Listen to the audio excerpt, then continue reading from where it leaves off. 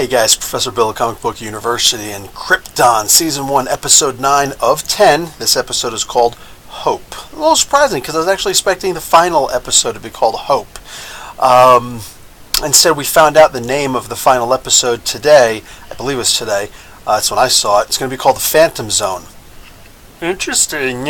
Which leads me to think that maybe lyta-zod is going to be banished to the Phantom Zone in that episode. But he hadn't been born yet. This is the lyta-zod from back there. So you'd figure no. But at the same time, the time travel here doesn't make sense. It's like, where'd that, the thing... Hey, what's going on, Raven? Where'd the Krypton... thing, like she killed Brainiac, or the voice of Ra with it. The Fortress of Solitude key for the technology, not the key to get in, because that's different. Like, where'd that come from? It came from the past, but that's clearly the one he's going to be using. It's like, well, where's the one that was back during that time? Because, like, this is just this thing that just keeps on time traveling the cycle. Where did it start? The chicken or the egg? I don't get it. So I'm just kind of expecting that. How many time travel TV shows or movies actually make real sense after all? Anyway, good episode with a lot of action, bit of build-up for what's to come. Hey, what's going on, Red Black Cane? The question is, like, how is it? Oh, man. So we're going back to older plots. I was actually kind of hoping that we were done with Doomsday. Like, seeing Doomsday just, in the crypt back then, that was actually cool. What was that, episode 7 or something like that? Episode 6? I think it was 6 or 7. Anyway, that was perfect for me. I didn't need to see him again. It's just the idea of, okay, we saw him show up. He's there. We don't need to see him alive. We don't need to see him running around. We don't need to see any of that stuff. So just the idea that he exists and, oh, look at that. That was good enough for me. I don't need to be revisiting this.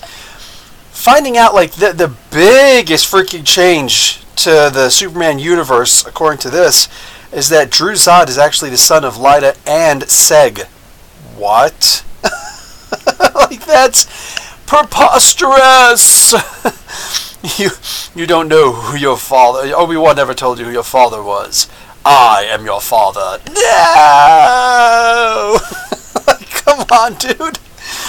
Oh, that's a bit much. So, that means that Superman and lyta-zod are actually brothers, and that makes it more of a Cain and Abel sort of thing. I get that. I guess. I guess that these are British, people who are in charge of the sci-fi show or something like that. All their shows... the ones that I like, at least, always seem to have that British accent and whatnot. And there's no disrespect towards the British accent. But, Americans are particularly fond of the British accent, and we think that it's royalty. It's like it was imposed on us. You know what I'm saying? That is the example of perfect British. But it's funny, of perfect English. But the funny thing about it is that this episode, more than anything else, really bothered me with the British accent. Usually it doesn't bother me. It's like, oh, yeah, they got the English accent. Yeah, who cares? Whatever. No, this was very different. This episode had just so much of it that sometimes I couldn't understand certain things that were said. Especially there was a lot of mumbling. A whole lot of mumbling. Like, everybody. The prisoners were mumbling. The captors were mumbling. Everybody was mumbling. And it was always when somebody was saying their name or the name of something particular or the name of some place. It's like, dude, what? The most important... They're trying to get it so it's like, okay, we're going to do a crossover with Comic Book University. You lower your voice and try and make it so that they have to listen to you, so they lean in to the TV screen, and they're like, oh my god, wow. The problem is, if I were to go, we're going to do a crossover with... It's like, what? What? You completely lost me, and now I'm angry, and now I'm turning the channel. You know what I'm saying? Like, so that, way too much mumbling in here, and the mumbling would have been enough, but the having this really weird, thick, not even thick, but whatever, there's like 40 different dialects of British, but of British English. But the idea is that, like, it was just so laden on in this episode. It was weird. Plus, you had a couple of different British dialogues in here. The poor people who were like turning around, they're all like, we're gonna do that to Seg-El. I was just like, what are you morons doing? Like, did he even have a gun on him? They took something from him. I guess they took a gun from him, but it's like, dude, are you kidding me? If you didn't speak British here in Australia up until recently, you were uncultured. You know what? I feel you. I hear you. And that stinks, right? I don't know. It's weird the kind of classism things that we do to each other. So likewise, these guys here who were there to protect the Doomsday device, like, oh, we're going to get it off the planet, because if Brainiac is coming and he's going to take Kandor, well, then we're going to give them the Doomsday monster also. That was probably the smartest thing that happened in this entire episode. Those poor peasants were the smartest SOBs in the entire series so far, this entire season thus far. Wow, I'm impressed. It's like, I should have thought of that. Ship them off planet. So, that was great. What was dumb is that in the middle of all of this, there was two really dumb things in this episode. Part one was the fight between the Zods, like the House of Zod just falling in on itself. Just when they were both like pointing guns at each other, it's like, what? Grandson, grandma, with mom right in between, all time displaced, and you're literally aiming weapons at each other. I'm sorry, can anybody here think to point a gun at their grandmother? Just out of curiosity. You know what I'm saying? Like, I couldn't possibly fathom something like that. And these Zods are just like, I'll shoot you. I will. And then what happens? The daughter winds up shooting mom. First off, I'm kind of done with lyta-zod right now. The daughter, I'm kind of done with lyta-zod. She's, like, I think I keep on trying to hope that she's going to be a leader character, because first off, she's a Zod. She comes from the most noble of the houses, the most, maybe not the most honorable, but the most honorific. And like the traditions and everything, you'd figure that they're the most decorated of all of them. Is Ma already born? Yeah, I know. What's going on, Poe near the castle? Welcome to the channel. To have this is so weird. Like, this is so off-putting for me.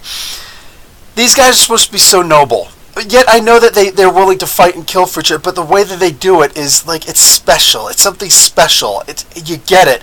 It's the idea of the young lion must beat the old lion, but the old lion doesn't give anything to the young lion. It's got to be earned through blood. So I get that. You know what I'm saying? This is kind of like the Cobra Kai Dojo, which I haven't seen that TV series yet. I have to. I'm just going to like binge it.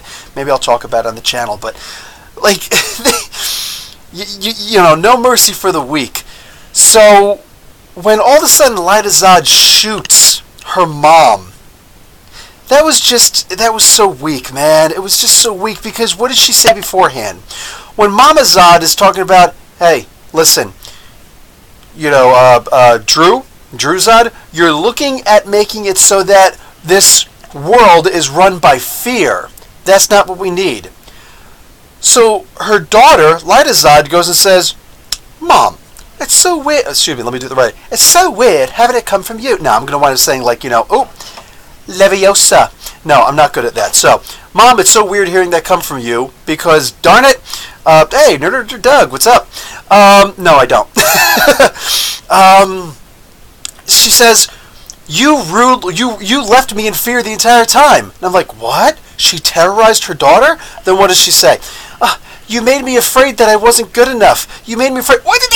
Shut up, you stupid creature feature, you. No, that's not fear. That's a sense of inadequacy. Yes, it has a lot to do with your mom, but it's not fear. Don't start mixing up your emotions, because dumb people do that. That's not fear. Fear is hi.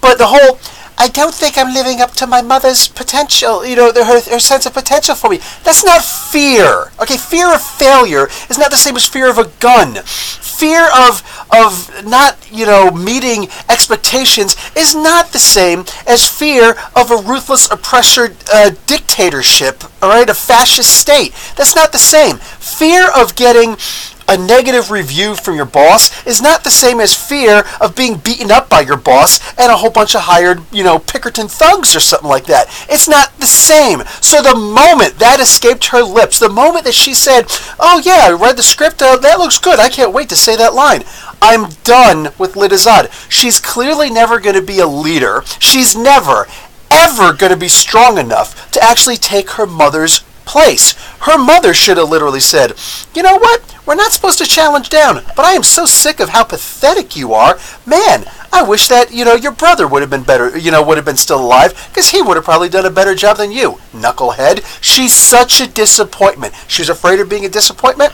You are a disappointment. That was so shameful. It's ridiculous. And then she shot her mother. And we all know that Lyta-zod's a bad guy. So what were the writers looking for? Like, let's just be honest. If somebody's saying, Professor Bill, you're being too hard on her, hold on a second. When you know that this is the bad guy, okay, if Benedetto Mussolini were to have showed up and been like, I am actually a Kryptonian, everybody follow me, every single one of us is going to say, no! You don't follow Benedetto Mussolini, all right? You never follow Mussolini. Likewise, you never follow Lyta-zod. You see the analogy? So, yeah, this was, I am so done. I had more hope for her character than anybody else because, Seg is like the leader who's never earned his leadership status. You know what I'm saying? He's never done anything worthy of being a leader, and yet there he is, always, okay, I'm an idiot and I punch my friends and the only people who make sense, I like to punch them in the face, but you know what? I'm going to fix everything. Yeah, right. So when they didn't follow him today, you're no leader of mine. No, I'm just trying to make logical sense. Nobody else could have figured that out? The young kid who's always punching his friends in the face is the one who's able to figure that out. The show is suffering from sci-fi-itis.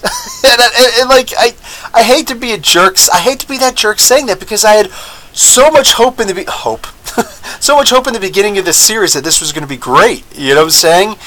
I was hoping this was going to be. I thought this was going to be better than the Dune sci-fi series, which is my favorite thing that sci-fi's ever put out, and I'm talking like Sharknado and everything, man. No, that was fantastic. I thought this was going to be better. And it's getting to, look, I'm almost 43 years old at this point. I'm an old man, you know what I'm saying? I'm practically on a cane, you know what I'm saying? And for me to be watching the show, a show which, let's face it, how many millennials like Superman? Most millennials, this is no slight on millennials. Love millennials. I'm cool. You're the future. Go millennials, go. But most millennials look at Superman as just some jackass who, he's too OP. He's too overpowered. They're not wrong. I understand that Superman isn't supposed to be about his powers. Superman is great because of the fact that he doesn't have to worry about the little things that Batman and Captain America and all these other heroes have to worry about. Superman doesn't have to worry about getting beaten up. Nobody's really going to beat up Superman. Okay, Doomsday aside, let's just not focus on Doomsday right now. Stop back over here. Don't look at the squirrel. But the Doomsday-shaped squirrel. No, rather, let's look at, a whole lot of stuff. Let me hold on. I'll get to those. Mark Guerrero, what's up, brother? Let me get to that in a second. So, if you've got, Superman, and he doesn't have to worry about, sorry, let me do this the right way. If you don't have to worry about Superman having to, fight these major bad guys all over the place, he can instead focus on the moralities. Why is it that most human beings, this is coming from me, why is it that most human beings aren't more progressive, aren't trying to work for equal, distribution of wealth, looking to try and, take on the status quo and looking out for our brothers when we see someone fall, like I'm former military. I've been in the situation where I pick somebody up, throw their arm over my shoulder, pick them up, and start walking up the hill. No, that actually happened. So, why can't we all be like that? Well, in the military, we were very isolated, and that's exactly what we were supposed to do. And in most of the world, however, in most of the non-focused world, we have too much crap going on. You know what I'm saying? Politicians lining their pockets with green. We got, unions going a little bit too far, and people coming along try and bust up the unions, and nobody looking out for the little guy, and then a whole bunch of people say, oh, the guys that are smaller than you, yeah, they're actually the trouble. They're the reason. Go after them. And make them eat their own. And it's like, dude, are you kidding me? Meanwhile, the people on top are still on top, and they're getting more of the shares of the pie, more than they could possibly eat. So how can we possibly help each other out? When people are living off of $5 frozen pizzas, how can we possibly think about our brothers and sisters? This guy right here, he doesn't have those same problems that we have. He's Superman. As long as it's not kryptonite, magic, and as long as the sun is yellow, this guy doesn't have to worry about those basic problems. So he can be the focus of morality that all of us wish that some way, somehow, when we dream of flying.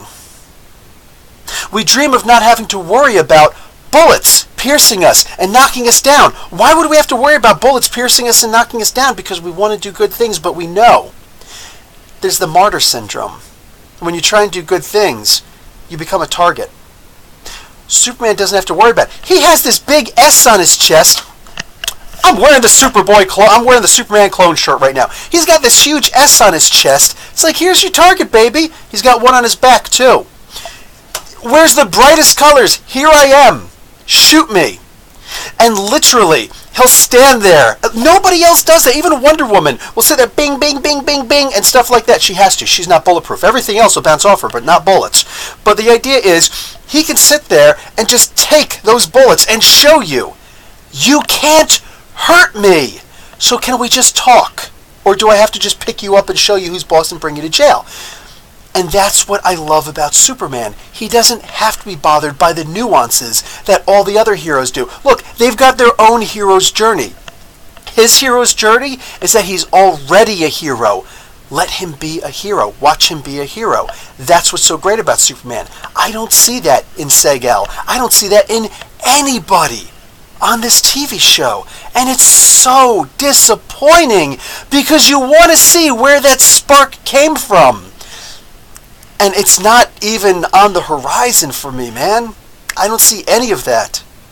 The other stupid thing that happened on this TV show was that the knuckleheads go in there and they go, aha! They start sneaking up. Okay, main bad guy, here we are.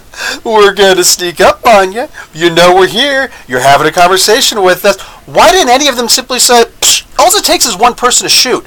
Everything is about being in a tunnel. Everything, like, I'm serious right now. When those guys are walking in, I've been in that kind of situation. When you're walking, you see an enemy, the enemy, here's the big bad, all right? The enemy right in front of you, you get tunnel vision. It's very hard to focus on anything else around you. You're only focused on the bad guy. You can't remember if it's daytime or nighttime when that firefight initiated because there's the bad guy. There's the target. In your head, we can all go home after this.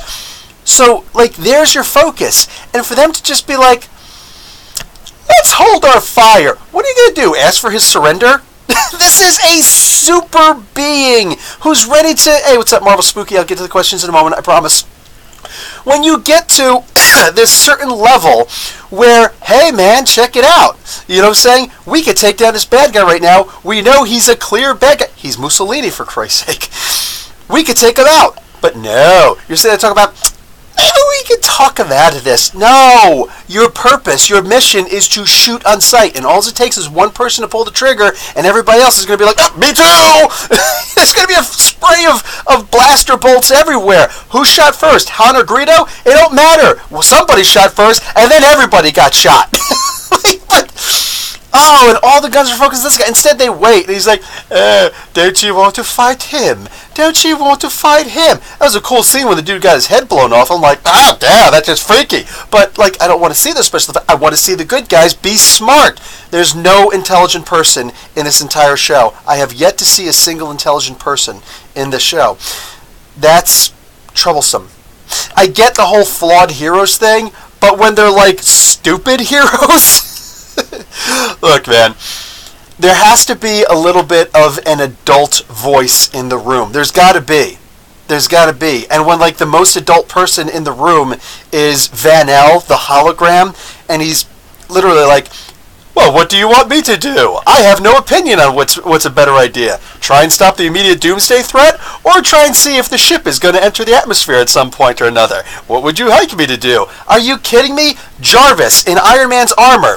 This freaking... Yeah, I've got all the figures, alright? This freaking guy right here. Alas, poor Stark, I knew you well. This knucklehead's AI is smarter than freaking Van L. It's like, Mr. Stark, I think you're an idiot because you're getting into a firefight with the good guys. Shut up, Jarvis. I'm expecting Seg at some point to be like, shut up, Granddad. Like, what's going on here? Okay. So let's get into some of these comments here. Booyaka. Let's see. Okay, so starting from Raven. That's where I didn't get to yet. The first 2 episodes were okay. I thought the first 2 episodes was amazing. Amazing. But I hear you. Mark Guerrero, I hope we see the Eradicators. If we don't see the Eradicators, I say that we band together and riot. like even if it's just us taking pictures of us going, destroy, then I gotta move this out of my way. It's very distracting. It's so bright red. But yes, there has to be Eradicators. Oh, that would be amazing. In fact, I want to see. You know what I want to see? How come I don't see Kelix? Okay, no, I get it. We're not going to see necessarily Kelix right away because he was Jor-El's, that's Seg-El's son. He was Jor-El's very specifically. Even to this day, although he works for Superman, he's actually Jor-El's. So when Jor-El shows up, it's like, oh, what's up, Master? Leave me alone, Cal. That's what he does. But I want to see these guys floating around. Like, what's going on? There's a lot that I want to see. Raven, she needs to meet my stepfather. Black Kane, did you call me? Oh, wow. Nerd to Doug, I want to see a show based on the good part of Man of Steel. I'm hoping that we're going to get to that at some point. We just simply have to have an adult in the room. Mark Guerrero, what DC heroes do you want to see in the series? Already got your answer for you, bud. For me, I want to see the Reach as a villain. I think you said that once before, and yes. And maybe an early version of Khajida. That could be fun. That could be really fun. It's got to be Kryptonian-based heroes, because I don't want to see too much more time travel. You know what I'm saying? Like, as soon as I saw Lyta-Zod showed up, I'm like, okay, this is getting to be a bit much. This is getting to be a bit too... Like, we don't... What is this? Come on. Why is lyta-zod going to show up also? His son? Is he going to show up at some point? Like, it's a bit much. You know what I'm saying? So let's just keep the time traveling to the non-Booster Gold version of Adam Strange. You know what I'm saying? What I really want to see in the show is what was promised. I want to see Hawkwoman. And by seeing Hawkwoman and knowing that Rann, the planet Rann, R-A-N-N, actually exists, go and check out Adam Strange Explained in a Minute. Go and check out Hawkwoman Explained in a Minute. Go check out Brainiac and Doomsday Explained in a Minute, too. In fact, just check on the playlist. I got a whole bunch of stuff. But the idea is that... what do you call it? I want to see the Rann-Thanagar Wars. Thanagar is where the Hawks are from. I want to see all of that stuff. Yeah, I want to see all of it. I don't even know what else to say. I want to see all of that stuff. I want to see new planets being involved, new races being involved. I want to see all of that crazy stuff being involved. Yeah. What else is there? What are some of these other questions here? Oh, I was just about to get to a question and then it was redacted. Okay, I don't know what you did, Red Black Cane, but I'll have my revenge. Marvel Spooky, what's going on, brother? Have you been reading the Hunt for Wolverine series? Yes. You can go and actually check out my reviews for the Hunt for Wolverine. I've got all of them, and in the description below is a reference back to all of the other videos in the search for Wolverine, the Hunt for Wolverine stuff. But for the most part, I don't want to actually talk about it here. This video is going to be for just the Krypton TV series alone. Sorry, brother. But Saturday at 8 o'clock Eastern Standard Time, I always do a live podcast where it's literally Ask Me Anything About Anything, as opposed to Ask Me Anything About Krypton, the TV series, or anything involved like Superman. Joe Fish, hey, what's going on, dude? I used to laugh at the old George Reeves show when the bad guys ran out of bullets for the gun and they would throw the gun, yeah, Superman would just stand there the whole time. It's like, I could take your bullets, I could take your bullets, I could take your bullets, and they would throw the gun and be like, what? And you look at me like, oh, how dare you. The gun was made out of kryptonite. That's something that's like headcanon. It's got to be, because it's like, yeah, he ducked the gun, but the bullets, meanwhile, because the bullets were actually graphically drawn in later. It's funny if you go back and watch those old George Reeves, or even if you go back and you watch the old serials. There are actually 2 serials with Superman, or the Captain Marvel one, which was actually the first one. They have to call him Shazam now, but you get the gist. What they actually did was they had the actor jump in the air, and then they just cut in the same area, but they'd have somebody draw in the character flying at really fast speeds. Like, go back and check those out. It's amazing to see what they were able to do way back in practically the silent movie era. Like, that was not too far past, the Charlie Chaplin era of, like, his mainstream films. Excuse me. Before, like, The Dictator and stuff. Like, I'm talking like the Gold Rush stuff. Nerd Doug, what is the Kryptonian martial art called? Ro? Yeah, it's Rao, actually. Tokusum Rao or something like that. Anyway, and there's actually, that's the actual physical martial art. And there's 2 of them. One of them is just the mental exercise that he uses to keep telepaths out, because he just makes like a labyrinth in his head. But the other one is actually more of a physical, martial art where he's putting people down and things like that. Yes, he's actually, I guess you'd call him a master. He's the greatest living master of it. No, actually, no, he's not, because the Zods are. General Zod, Drew Zod actually is. Having the new gods show up would be awesome. Oh yeah, dude. Like, if we had a little bit of, Mr. Miracle just coming by, I wouldn't complain. There would be 0 complaints from me. Wonder if we would ever see Kryptonian animals like Crypto. Crypto is a funny story. And I think that would be great to see, some of those animals. Exactly. The thing is, Krypton is one of the scariest effing places imaginable. When you saw that shield come down, like when they took down by accident, they took down that main power generator, and all of a sudden the shield went down. The weather's the first thing you got to worry about. You know what I'm saying? All that crazy weather coming in, because there's like the 8 cities of Krypton, and Kandor is just the one. But once that weather comes in, you're going to be hurt. The problem is, there's a bunch of animals and creatures and monsters, literal monsters, on Krypton that are just savagely insane.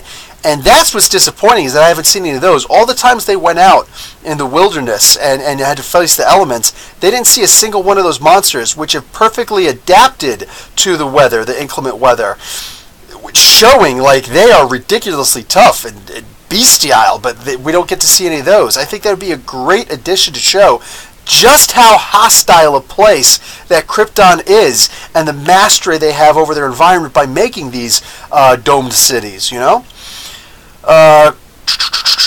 Krypton is a planet-sized Australia. Yes! Yes, because I know a lot of Australians are like, hey man, I don't like when tourists say that everything in Australia is out to kill you. But it's my understanding that everything in Australia is out to kill you, man. Joe Fisher, I wonder if somehow Doomsday-like creature on or in Doomsday.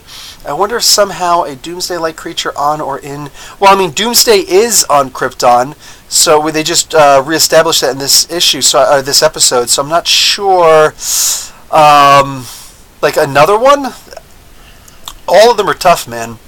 In fact, all of them just forget about this TV show version of Krypton, but the comic book version of go and check out Superman. Okay, Superman/Doomsday, and then the subtitles Hunter/Prey.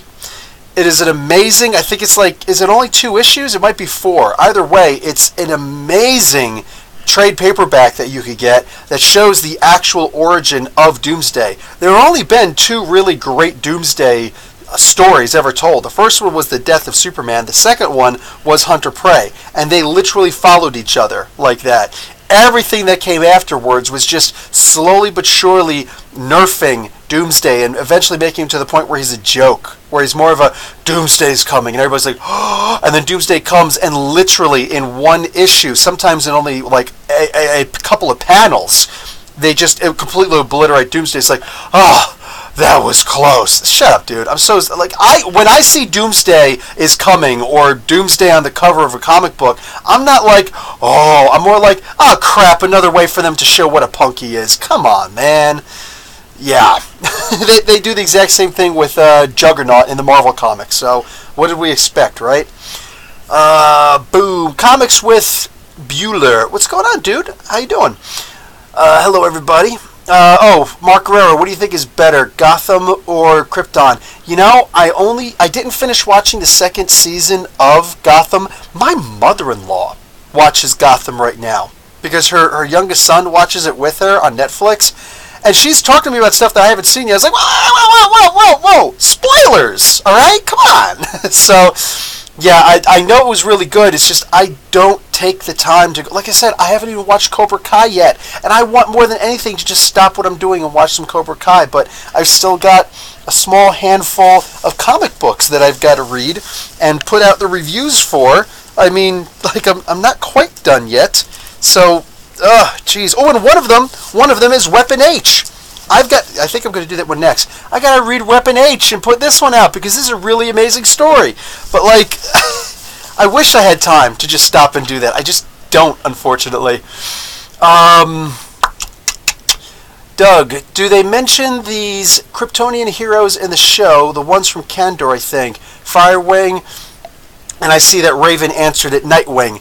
Unfortunately, no, they do not. The trick is that Nightwing is actually Superman who went back in time in Krypton in order to do what he did. So, yes, Nightwing, Robin, the first Robin, Dick Grayson, is actually Nightwing, but he got the name from Superman, who was talking about two legendary heroes back in the day of Krypton. That's actually where he got the name from. And then it turns out, retcon, Superman actually was Nightwing.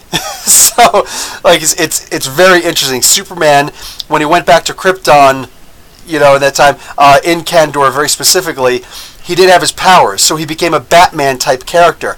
See, the stories can be amazing. You know what I'm saying? They're amazing, like, so detailed. So he became a Batman-like character. So he was imitating Batman, and then the name that he took, imitating Batman, Robin, instead of imitating Batman, takes the imitation Batman name from Superman and honors that legacy on Earth. Like, it's crazy, the cycle. You know what I'm saying?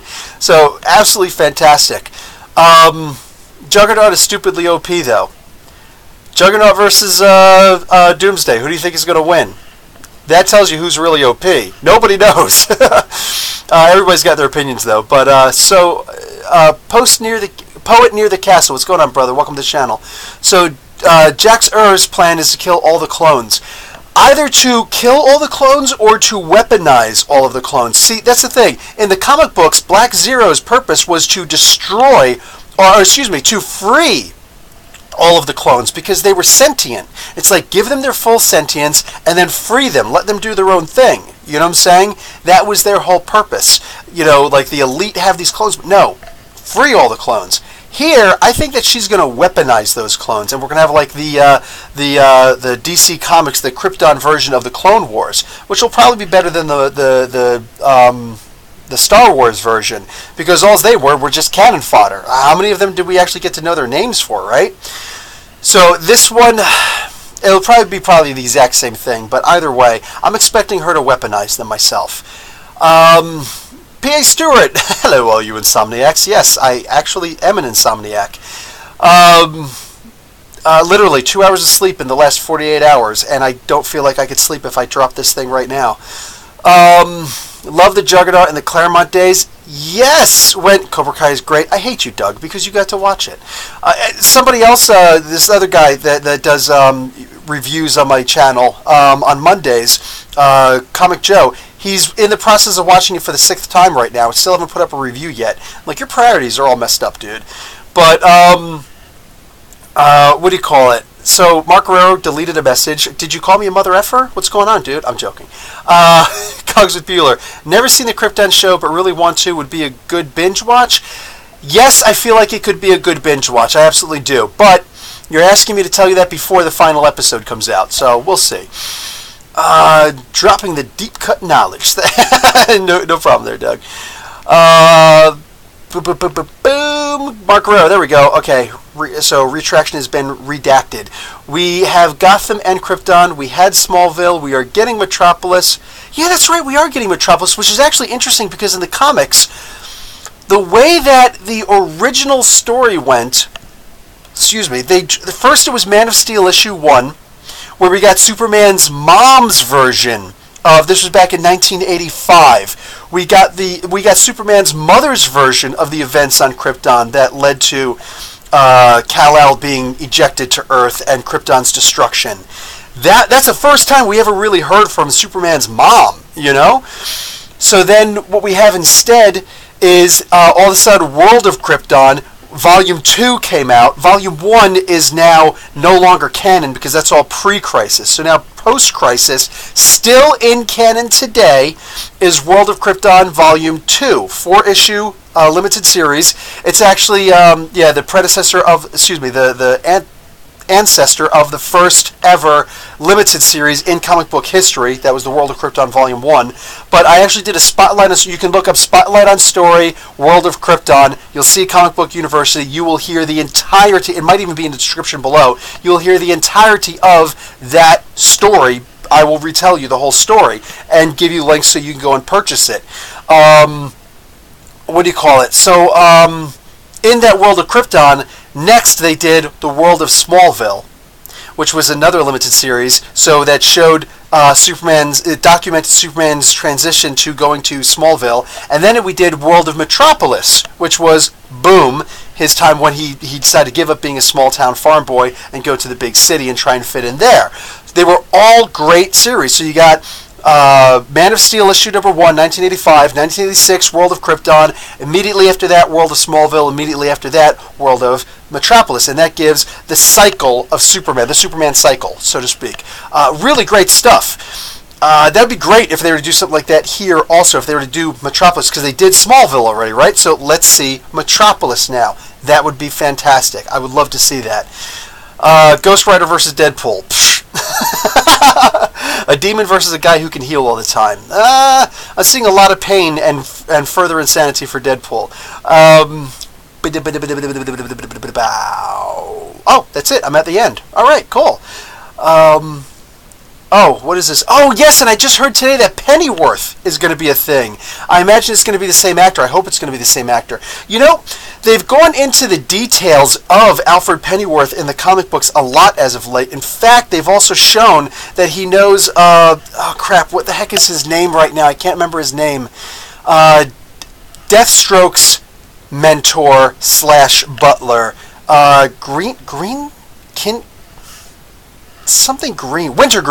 Wintergreen. So what would actually be interesting, if they don't show Wintergreen in there, if he's not like a co-star, if he, that's one thing, but if he doesn't at least make a couple of appearances as his partner in crime, like they're best friends post-war era, and then they go and they actually do submissions with each other, if they don't show that, then in my opinion, that whole entire show should never even be in creation. You know what I'm saying? Because I would love to see, like, the idea that the mentor of Batman and the mentor of Deathstroke, two of the greatest at, the best at what they do in the DC universe, these two, their mentors, actually being friends while these two are bitter enemies. Oh my God, you couldn't tell a better story. So I would love to see something like that. Absolutely. Pennyworth isn't connected to Gotham, but same producers. Not connected to Gotham, but same producers. So that just sounds like a cash grab. That's a shame.